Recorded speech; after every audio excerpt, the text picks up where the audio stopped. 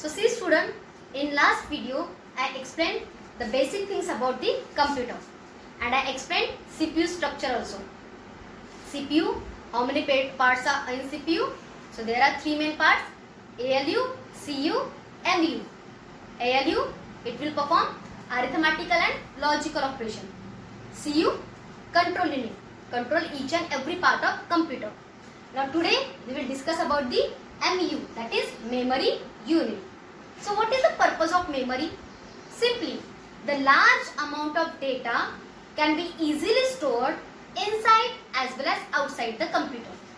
So how we will store our data inside as well as outside, so that I will explain today. So focus on today's video. Okay, so see, memory, the large amount of data can be easily stored inside or as well as outside the computer. So the basic structure of memory I have drawn here. So this is the simple tree structure of memory. Memory, it will divide it into two main parts: primary memory and secondary memory. Our complete memory is divided into two main parts, that is primary memory and second one is secondary memory. I am using shortcut words here, but in notebook you have to use complete words. So PM means primary memory and SM means secondary memory. Primary memory is also known as internal memory, because with the help of primary memory we will store the data inside the computer. Now SM, as secondary memory, is also known as external memory. So with the help of secondary memory or with the help of external memory, we will store our data outside the computer. Primary memory or internal memory is again divided into two main types, that is RAM and ROM. Now understand the concept about the RAM and ROM. RAM. RAM is what? So RAM is random access memory. RAM is capable to perform two types of operation. It will perform reading the data as well as writing the data.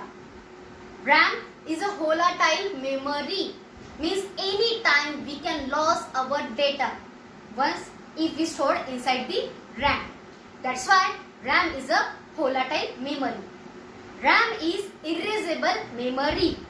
It performs two types of operation, reading as well as writing the data. That's why we can easily make the changes in RAM stored data. That's why it's a erasable memory. And last point, RAM is a temporary memory. So this is the 5 point about the RAM. RAM is a random access memory. It will perform two types of operation, reading the data as well as writing the data. It's a volatile memory, means any time we can lose our data. It is an erasable memory. Changes are possible once we store the data inside the RAM.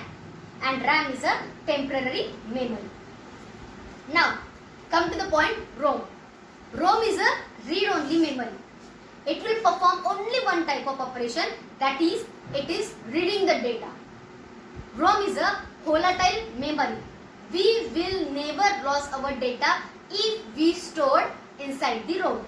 That's why ROM is a volatile memory. ROM is non-erasable memory, because once we store the data inside the ROM, so we will not make any single change in ROM stored data. That's why it's a non-erasable memory. And last point, ROM is a permanent memory.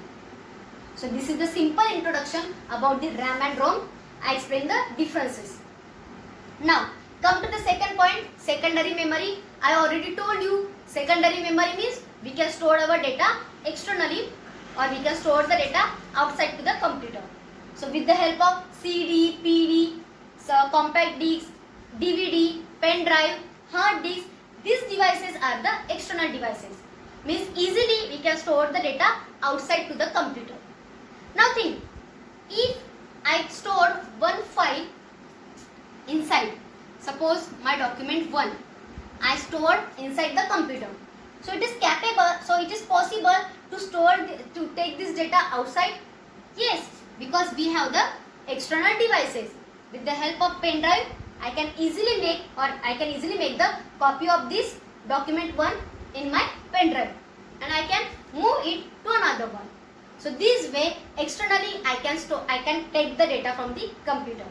Now same, in pen drive I have the one image. Now this image I can store inside? Yes, because my image is available in pen drive. I will attach that pen drive to computer and I can say copy and paste. Means outside data also I can take in computer. So this is the concept about the computer. This is the concept about the memory. I can store the data inside as well as outside the computer. So student, you have to draw the structure and you have to write difference of RAM and ROM and explanation about the external memory. So if you find any query, you can ask me. Thank you student.